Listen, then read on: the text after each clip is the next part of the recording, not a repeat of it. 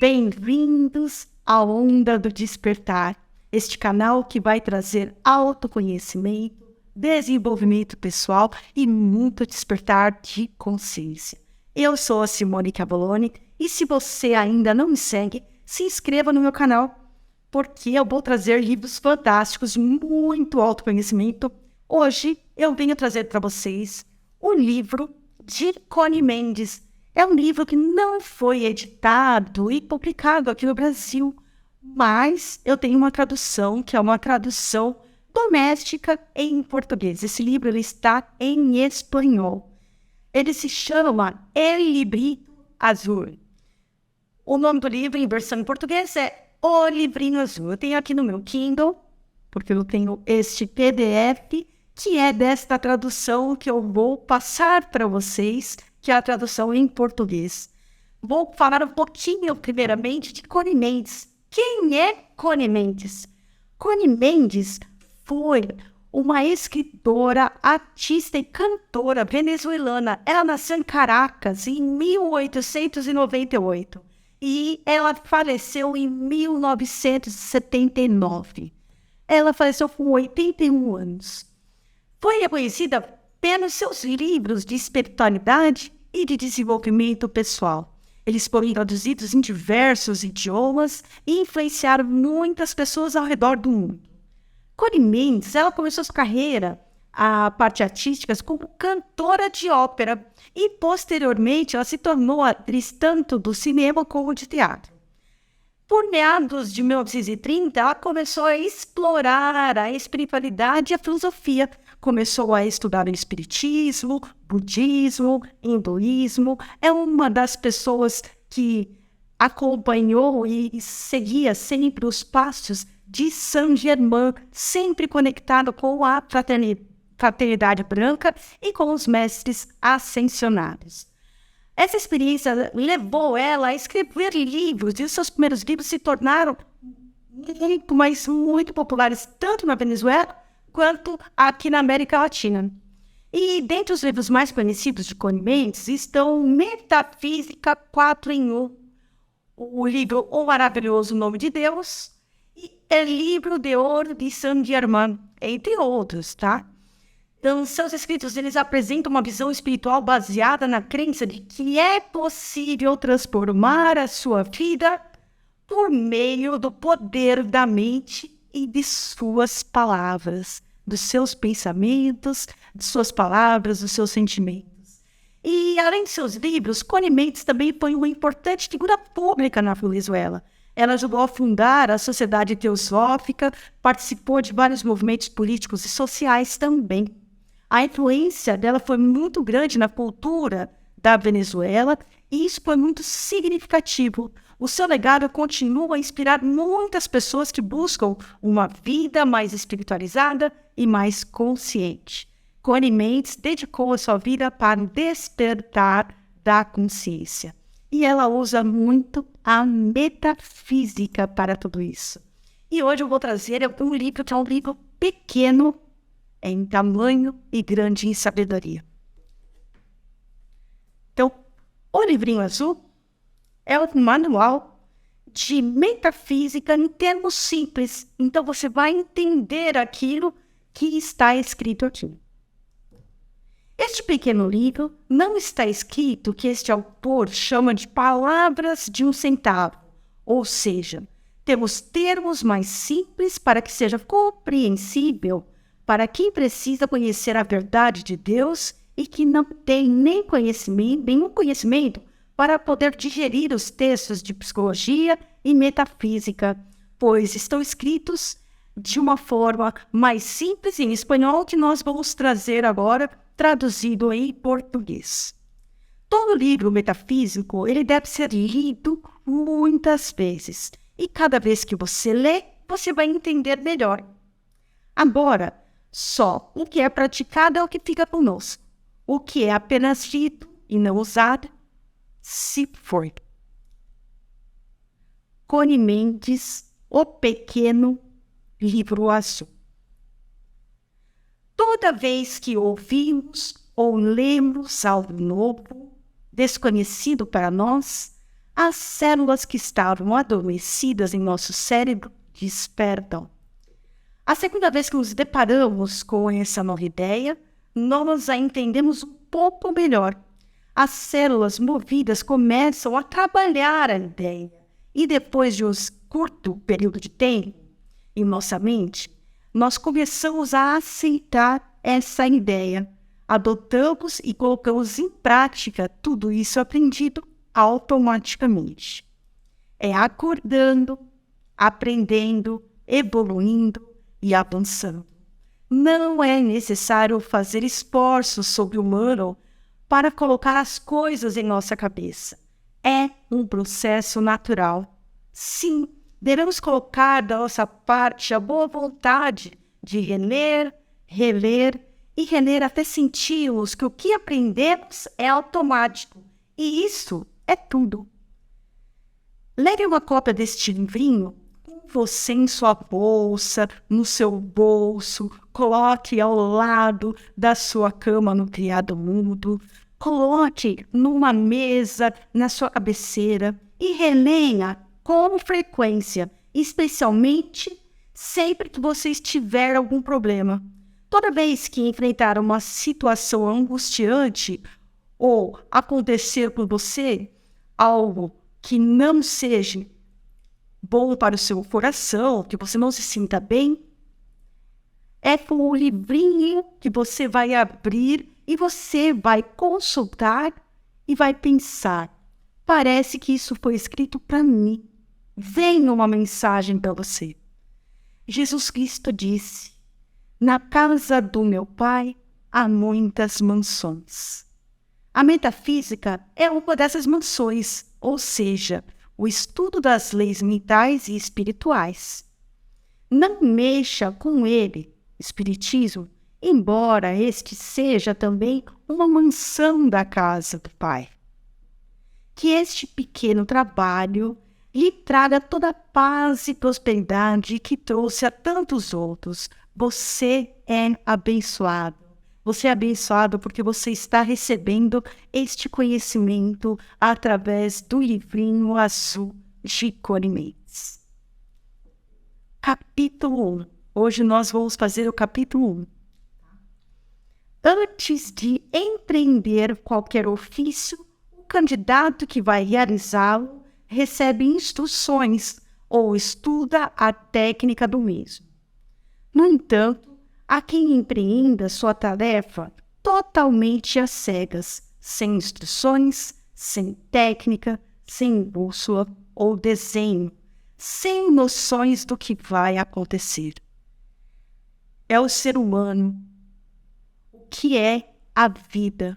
Sem saber porque algumas vidas passam em meio à opulência e satisfação, enquanto as outras passam na miséria e no sofrimento. Alguns começam com todas as vantagens que a afeição pode conceber e, no entanto, são perseguidos por um atalho de calamidade. E o ser humano debate conjecturas todas erradas e chega o dia de sua morte sem que ele sequer tenha adivinhado a verdade sobre tudo isso. Aprenda a grande verdade. O que você pensa é manifestado. Os pensamentos são coisas. É a sua atitude que determina tudo o que acontece com você. Seu próprio conceito é o que você vê, não apenas em seu corpo e em seu caráter, mas no exterior, em suas condições de vida, materialmente sim, assim como você ouve. Os pensamentos são coisas.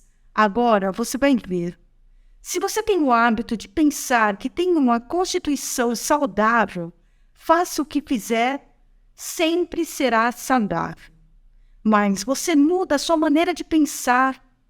Você se deixa levar pelo medo das doenças e começa a adoecer. Você perde a saúde. Se você nasceu rico, muito rico, a menos que alguém te convença de que existe o destino, e comece a acreditar que o seu pode mudar de acordo com os golpes ou retrocessos, porque você pensa dessa forma, sua vida, o que acontece com você, obedece às suas crenças. E o que você expressa em palavras é uma lei, um começo. Você sabe o que é um princípio? É uma lei invariável que nunca falha. Essa lei é chamada de o princípio do mentalismo. Se em sua mente está a ideia de que os acidentes nos espreitam a cada passo, se você acha as enfermidades da velhice que elas são inevitáveis, se você está convencido de sua má ou boa sorte, seja o que for que você normalmente espera, para melhor ou para pior, essa é a condição que você verá se manifestar em sua vida e em tudo que fizer. É por isso que tudo isso acontece com você. Você nunca está ciente das ideias que enchem sua mente. Eles são formados de acordo com o que os ensina ou com o que nós ouvimos. Como quase todos desconhecem as leis que regem a vida, as leis chamadas de criação, quase somos a vida fabricando condições contrárias, vendo tornar ruim o que prometia ser tão bom, tateando, por assim dizer, cegamente, sem bússola, leme, bússola, ou atribuindo nossos males à própria vida e aprendendo pela força de golpes e golpes, ou atribuindo-os à vontade de Deus. Com o que leu até agora, terá percebido que o ser humano não é o que foi levado a acreditar, ou seja, uma rolha no meio de uma tempestade. Que fica navegando de acordo com as ondas. Nada disso. A sua vida, seu mundo, suas circunstâncias, tudo o que ele é, tudo o que acontece com ele, são suas criações e de mais ninguém. Ele é o rei do seu império, e se a sua opinião é precisamente que ele não passa de uma rolha no meio de uma tempestade, que assim seja. Ele acreditou e permitiu. Nascer com livre-arbítrio significa ter sido criado com o direito individual de escolha. Escolher o quê? Pensamentos positivos ou negativos? Pessimista ou otimista? Pensar o feio e o mal, que produz o feio e o mal? Ou o belo, que produz o bom e belo, no exterior e no interior? A metafísica sempre ensinou que o que pensamos muitas vezes passa para o subconsciente e ali se instala como reflexo. A psicologia moderna finalmente tem descoberto tudo isso. Quando o ser humano está envolvido nos efeitos de sua ignorância, isto é, ele produziu uma calamidade para si mesmo, ele se volta para Deus e ele implora para ser libertado do sofrimento. O homem vê que Deus, às vezes, o atende e outras vezes não. Inexplicavelmente não atende. Neste último caso, é quando os familiares o consolam, dizendo-lhe que devemos nos resignar à vontade de Deus. Ou seja, todos assumem que a vontade do Criador é má. Mas, ao mesmo tempo, a religião ensina que Deus é o nosso Pai. Um Pai todo amor, bondade, misericórdia, toda sabedoria e eterna. Você está vendo como essas duas teorias elas não concordam? Parece senso comum que um pai amoroso e infinitamente sábio possa sentir e expressar má vontade para com seus filhos. Nós, pais e mães, sobrecarregam qualquer criança pelos crimes que atribuímos a Deus. Não seríamos capazes de condenar uma criatura nossa ao fogo eterno, por falta natural de sua condição normal, e consideramos que Deus é capaz. Em outras palavras, sem que percebamos claramente, estamos atribuindo a Deus a natureza de um magnata caprichoso, vingativo e cheio de má vontade, esperando por nossa menor infração para infligir punições desproporcionais. É natural pensar assim quando nascemos, vivemos, ignorando as regras das leis básicas da vida. Já dizemos o motivo de nossas calamidades, nós o produzimos com nosso pensamento. Nisto é que somos imagem e semelhança do Criador. Somos criadores, os criadores, cada um de sua própria manifestação. Agora, por que Deus parece prestar atenção algumas vezes e outras não? Já já você verás. A oração é o pensamento mais puro e mais elevado que pode ser pensado. É polarizar a mente no grau mais altamente positivo. São vibrações de luz que liberamos quando oramos, ou seja, quando pensamos em Deus. Essas vibrações têm que transformar instantaneamente todas as condições escuras ao seu redor em perfeitas e belas, como quando uma lâmpada é trazida para um quarto escuro. Desde que quem reza pense e acredite que o Deus a quem pede é o Pai amoroso, que quer dar tudo de melhor, tudo de bom ao seu filho. Nesse caso, Deus sempre atende, mas como em geral a humanidade tem o hábito de perguntar assim: ó Papai do céu, ó Deus, tire-me desse problema, porque sei que você vai pensar que não é conveniente para mim, porque você quer me impor esse teste. Em outras palavras, ele negou qualquer possibilidade de recebê-lo. Ele tem mais fé naquele Deus que nos ensinara, que é caprichoso, vingativo, cheio de má vontade, que só está olhando para que cometamos a primeira infração para lidar com os castigos cruéis de forma satânica. Pois aqueles que pedem assim, recebem somente de acordo com a sua própria imagem de Deus. É tão simples quanto eu lhe digo. Agora, nunca se esqueça que a vontade de Deus para você é boa, é saúde, paz, felicidade, bem-estar, tudo de bom que Ele criou. Nunca mais se esqueça de que Deus não é o juiz, nem o policial, nem o carrasco, nem o tirano que você foi levado a acreditar.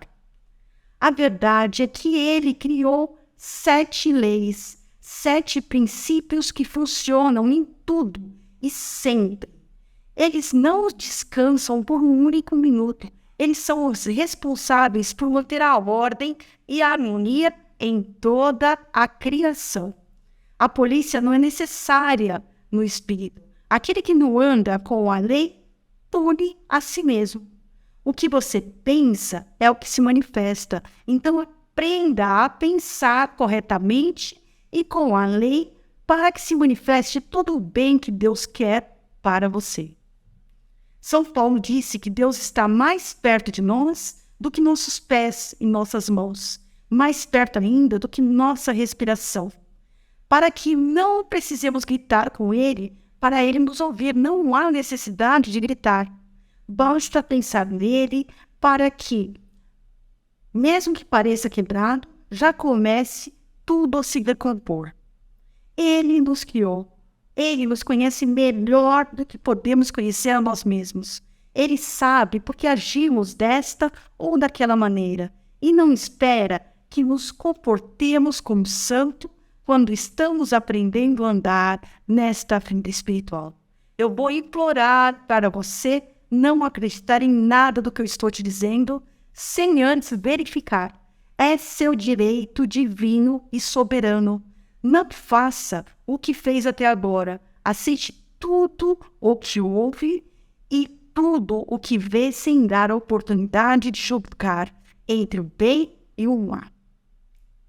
Este é o capítulo 1. E neste capítulo, o que mais fala é que tudo que nós pensamos, nós manifestamos.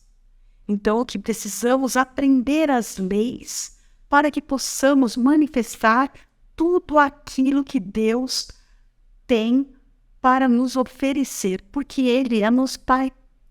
Ele está não tão próximo de nós, está dentro de nós. Ele habita em nós, em nosso coração, nosso ser.